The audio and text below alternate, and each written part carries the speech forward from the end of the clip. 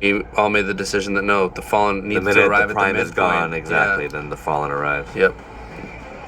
And the tricky thing too, because we knew while we had such an organic reason for the parents to be in the first half of the movie and that they were saying goodbye to Sam, we didn't have as organic a reason for them to be in the second half of the movie. So we spent a lot of time thinking about, and yet we knew the audience would want them there, and you certainly couldn't just have them disappear from the story altogether. So the idea that they were taken as bait for the third act felt like it was use of them. There have been the idea of broadcasting. It's in our first draft with Megatron, actually. Mm-hmm. We worked with before, years and years ago, on Hercules and Xena. It's to do with Michael. He didn't want to cut around the world because he felt familiar somehow. The minute you put the Fallen in there, it takes its own character. Well, he done things like that in Armageddon, and I think he was just directorially thinking, I don't want to repeat myself. Right. Which I totally get. The problem was ultimately that the requirements of the story were such that it needed to happen. So as we were writing the first draft of this, wondering, is it going to be Hillary Clinton who's president? Should we make a reference to her? Well, what if we're wrong? The reference to Obama, it seemed to strike a lot of people because he, I think as you're watching it, exists in this weird sort of alternate reality, but then the minute you have Obama in there, you're smack dab in the middle of our world, which is, I think, Wait a second, would anyone really hide the existence of aliens from us? By the way? Why not? Because they're missing. Huh? How you like that? Mm-hmm. Maybe the twins took them. Huh. Notice, ladies and gentlemen, Bob Orci is a fairly massive conspiracy theory. Just bringing things up. Twins are very much based on Alex and myself. Mm-hmm. Button, he's always pushing the... Fell under his don't push the anti-kid friendly fun button. Mm-hmm. It's this. It's like, we really want to feel Optimus's death and see the morning, and then he's like, fine, intercut with twins fighting. Even though it's Homer's and fantasy in a way, issue in negotiating with the military in terms of how this is handled. This was, I think, the scene that they were the most... Yeah. That Lennox and his gang are stripped of their ranks, and that there are military men there to arrest military men was an extremely sensitive moment for them. Ultimately, they weigh those choices against the larger sort of context of the movie, because they did recognize that at the end of the day, this was we had to tell this aspect of the story for the rest of it to work, and they. So then it became, all right, well, then here are the things that we're going to need from you if you're going to do it. Here's how we need you to portray it. But we would have kicked back if we felt like it were somehow hurting the drama of the movie. The more you protect everybody, the better it is. Yeah, weirdly, it made the drama work. The authenticity of it and the drama started getting ramped up the more we paid attention to it. Somewhat tricky scene in that it's a scene where you actually get to hear him articulate his choice and the guilt that he feels over it, and yet for the character to seem self-pitying in a way that loses the audience. And on the Bumblebee aspect of it is that a million different songs and a million different from movies to piece the scene together, and that what Sam's side of it was, but there are so many things Bumblebee can say in response given how many movies have been made and songs there are. So it took a long time to put it together. Referring to that we have access to whatever the Paramount catalog of movies is, and we're allowed to take, we were given a list during both movies when we came up with the idea of Bumblebee communicating this way, where we were allowed to sample any one of those movies if we wanted to string any dialogue together.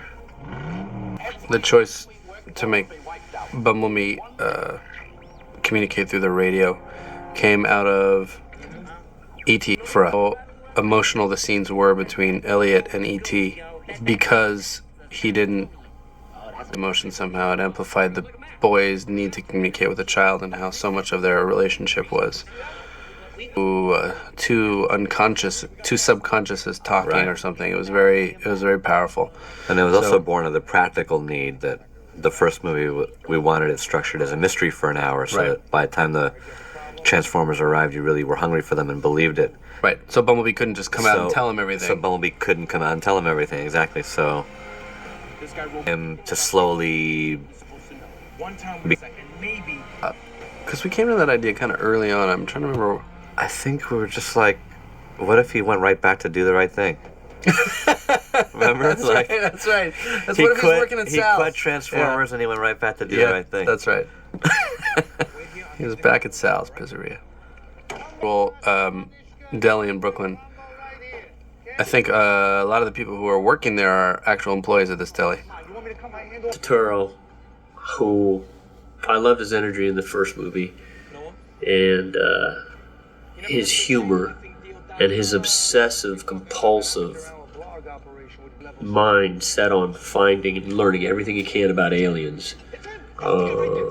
To me, he's a very fun character. He's a very fine actor and a very nice guy to work with. And he consistently tells me he's imitating me as his character. He's using me for his character. I'm not sure. But his Scorsese imitations will actually bring the house down.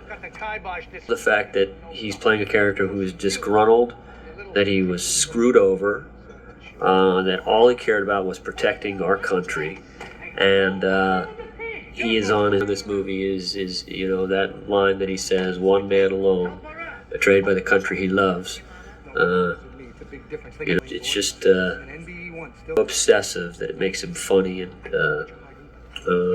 doesn't love his humor. Barton Fink, and I think that's when I really liked Barton Fink. But then what I saw when he was doing the Big Lebowski, the guy with the rose, I think it's the rose in the bowling ball, the lucite bowling ball. I think he had gloves or something like that, and he was just in love with it. It was just so funny. This guy can play it really straight, but be very funny about it. And he's just got this funny cadence to his talk, his accent and everything. He's just like this neurotic guy, and it's a good fit with Shia. Hey, still radio. Where he was able to climb up. All these things were built quite tight, and we made that's a special drawer, because I wanted it to look like this mad doctor's lab. Obsessive compulsive character. I originally had him being in love with Saturday Night Fever, and if you can see on some of the shots in the background, I said I want him sorry to jet loud. to actually have Saturday Night Fever posters, and I want him to have bought on eBay the Saturday Night Fever suit that John Travolta wore. Check this out. Putting it in, but you can see it in some of the shots because we're tightening up the scene. Signatures all across the country. I'm looking through a computer trying to find Smithsonian where he calls himself, he was a superfly. That's what he used. And when John Turturro says, I was superfly. It's pretty funny. And what I think made us excited about putting him in the movie was the idea that the character had been booted as a result of Sam, from Sector 7 as a result of what Sam had done. And now this was his shot to go back and prove that he was right about everything, and it's kind of a redemption story for Simmons in some ways. So I think he liked that. One of, to me, the most humorous moment in the entire movie for me, which makes it funny and charming. The fact that she talks to him so sweet after she tortures him with a little torch, and she's got this nice, sweet, ever so kind face. I won't torture you, and Wheel just sits there and goes, just he's smitten with her. Who did that voice? He does two of our voices. He does Skids. Oh, I know. To have a purpose in this movie, because he wasn't having a purpose other than to be the guy who found the shard in the vault, or in the safe, Megan's father's bike shop. So Wheelie is the one who is giving us information in this scene, because we're putting a lot of information into the scene.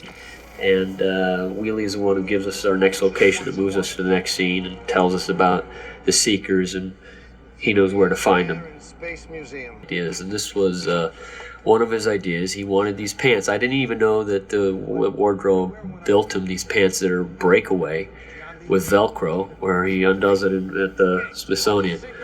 But I shot it to humor.